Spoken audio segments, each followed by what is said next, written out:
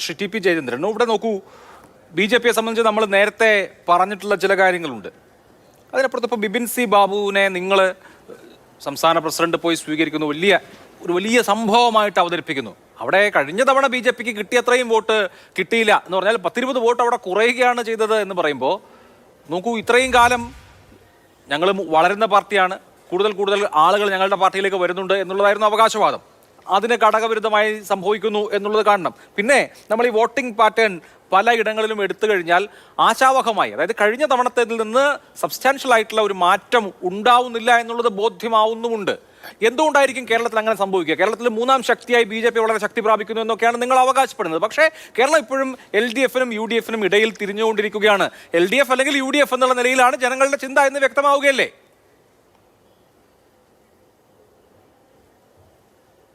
കേവല അവകാശവാദങ്ങളല്ലല്ലോ. തൃശ്ശൂർ ഉൾപ്പെടെയുള്ള മേഖലകളിൽ അതിൻ്റേതായ പ്രകടിതമായ മാറ്റം നമ്മൾ ദർശിച്ചു. പക്ഷേ ഇപ്പോൾ കേരളം സംഭവിച്ചുകൊണ്ടിരിക്കുന്നത് എന്താണ്? നോക്കൂ, സ്വാഭാവികമായിട്ടും അതിശക്തമായ ഭരണവിരുദ്ധ വികാരം കേരളത്തിലുണ്ട് എന്നുള്ളൊരു യാഥാർത്ഥ്യമാണ്, നിഷേധിച്ചാലും ഇല്ലെങ്കിലും.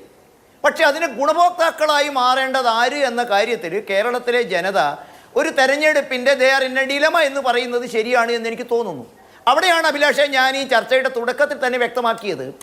ഒരർത്ഥത്തിൽ ഒരു ഏകപക്ഷീയമായ UDF-ന് അനുകൂലമായ മുന്നേറ്റം ഉണ്ടായിരുന്നെങ്കിൽ കഴിഞ്ഞ തവണ ഉണ്ടായ 15 സീറ്റുകൾ അവർ പൂർണ്ണമായും നിലനിർത്തുകയും 15ഓടൊപ്പം 2 കൂട്ടിച്ചേർക്കുകയും അല്ല ഉണ്ടായിട്ടുള്ളത്. ഏതാണ്ട് എൻ്റെ ഓർമ്മ, ഞാൻ പൂർണ്ണമായിട്ടും ശരിയാണോ എന്ന് എനിക്കറിയില്ല, ഏതാണ്ട് 6-7 സീറ്റുകളാണ് അവർക്ക് നിലനിർത്താൻ സാധിച്ചതെന്ന് പറയുമ്പോൾ ബാക്കി അവർക്ക് നഷ്ടപ്പെട്ടിരിക്കുന്നു. മറിച്ച് അതിൻ്റെ കൂടെ അവർക്ക് ഇടതുപക്ഷത്തിന് കയ്യിലുണ്ടായ കുറേ സീറ്റുകൾ ലഭിക്കുകയും ചെയ്തിരുന്നു. ഇവിടെ ഒരു കാര്യം നമ്മൾ മനസ്സിലാക്കേണ്ടത്, അതിശക്തമായ ഭരണവിരുദ്ധ വികാരം ഉണ്ടാകുമ്പോൾ ജനങ്ങളുടെ കാഴ്ചപ്പാട് എന്തായിരിക്കും? ഭരണമാറ്റം സംഭവിക്കണം. സ്വാഭാവികമായിട്ടും അതിൻ്റെ ഗുണഭോക്താവ് ആരായിരിക്കും? പ്രധാന പ്രതിപക്ഷമായിരിക്കും. അതുകൊണ്ട് ചില മണ്ഡലങ്ങൾ നോക്കൂ, നമ്മൾ 3 മണ്ഡലങ്ങൾ പിടിച്ചെടുത്തതിനെ കുറിച്ച് നമ്മൾ ചർച്ച ചെയ്യുമ്പോൾ ഈ 3 മണ്ഡലങ്ങളിലും നെക്കിട്ടുനക്കായിരുന്നു, ഏതാണ്ട് ഈക്വൽ ആയിരുന്നു, അല്ലെങ്കിൽ ഒന്നിൻ്റെ വ്യത്യാസമേ ഉണ്ടായിരുന്നുള്ളൂ. അതുകൊണ്ട് ആ കക്ഷിക്ക് ഒരു പാഠം പഠിപ്പിക്കണം, അവർക്കൊരു ചുട്ടു കൊടുക്കണമെന്ന് ജനങ്ങൾ തീരുമാനിച്ചപ്പോൾ എന്ത് ചെയ്തു? BJP-ക്ക് കൊടുക്കുന്നതിനേക്കാളും അവിടെ ഗുണപ്രദമായിട്ട് നിങ്ങൾ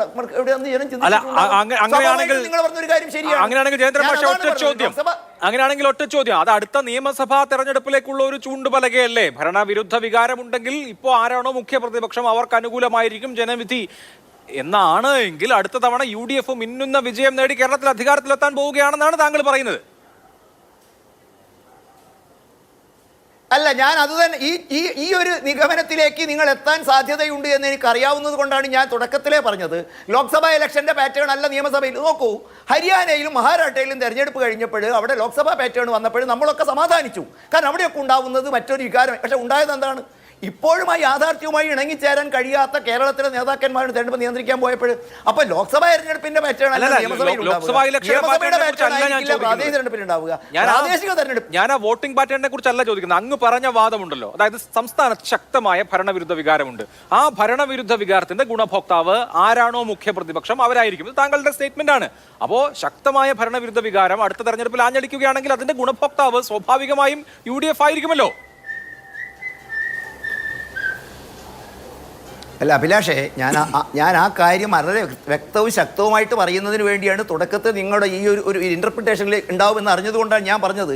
നോക്കൂ, അയോധ്യ സംഭവം ഉണ്ടായി, മുന്നണി പോരാളി BJP ആയിരുന്നു. പക്ഷേ ജനങ്ങൾക്ക് എന്തായിരുന്നു ആഗ്രഹിച്ചത്? കേരളത്തിലെ ഈ ഭരണത്തിന് അന്ത്യം കുറിക്കണം. അപ്പോൾ അവർ ആലോചിച്ചു, അത് BJP കൊടുക്കുന്നതായിരിക്കില്ല ഗുണം, അത് UDF-ന് കൊടുക്കുന്നതായിരിക്കും. അതുമാതിരി ഈ ടൈറ്റായി നിൽക്കുന്ന ചില മണ്ഡലങ്ങളിൽ, ചില പ്രദേശങ്ങളിൽ അവർ ജനങ്ങളെ പാഠം പഠിപ്പിക്കാൻ ആഗ്രഹിച്ചു. അപ്പോൾ നോക്കൂ, നമ്മൾ ആലപ്പുഴയെക്കുറിച്ച് പറയുന്നു. എത്രമാത്രം ശക്തമാണ് ജനങ്ങൾക്ക് അവരുടെ ഭരണത്തോടുള്ള വിയോജിപ്പ് എന്നതിൻ്റെ ഒരു പ്രകടിത രൂപമല്ലേ? ഒരുപക്ഷെ 35 കൊല്ലം എടുത്ത ബംഗാളിൽ അത്രയും ആക്കം ഉണ്ടാവില്ല, അത്ര സ്പീഡ് മതിയാവില്ല, അല്ലെങ്കിൽ അത്ര വേണ്ടി വരില്ല. കേരളത്തിൽ തന്നെ സൂചനയാണ്. ഒരു കാര്യം ശരിയാണ്, BJP-യെ സംബന്ധിച്ചിടത്തോളം മുഖ്യ പ്രതിപക്ഷമായി വരേണ്ടതുണ്ട്, കൂടി ശക്തമായി പ്രവർത്തിക്കേണ്ടതുണ്ട് എന്ന കാര്യത്തിൽ വിയോജിപ്പൊന്നും ഞാൻ പ്രകടിപ്പിക്കുന്നില്ല. പക്ഷേ ഈ തെരഞ്ഞെടുപ്പിൽ ജനങ്ങൾ ആഗ്രഹിച്ചത് അവർക്കൊരു ക്വിക്ക് റിസൾട്ട് അവർക്ക് വേണം. അതുകൊണ്ട് പ്രധാന കക്ഷി എന്ന നിലയിൽ ചിലയിടങ്ങളിൽ അവർ പ്രതിപക്ഷം എടുത്തു. പക്ഷേ അത് അനുകൂലമല്ലാത്ത നിലപാട് ഞാൻ നേരത്തെ പറഞ്ഞത്. UDF-ന്റെ കയ്യിൽ നിന്നും BJP-ക്ക് സീറ്റുകൾ കിട്ടിയിട്ടുണ്ട്. അപ്പോൾ അത് നൽകുന്ന സൂചന എന്താണ്? അപ്പോൾ അവരെ മാത്രമായിട്ട് ജനം തീരുമാനിച്ചിട്ടില്ല. അവർക്ക് എവിടെയൊക്കെ അപ്രീതി ഉണ്ടായോ അവരതിന് അത് പ്രധാന പ്രതിപക്ഷ ഗുണഭോക്താവായി പോയി എന്ന് ഞാൻ അംഗീകരിക്കുന്നു.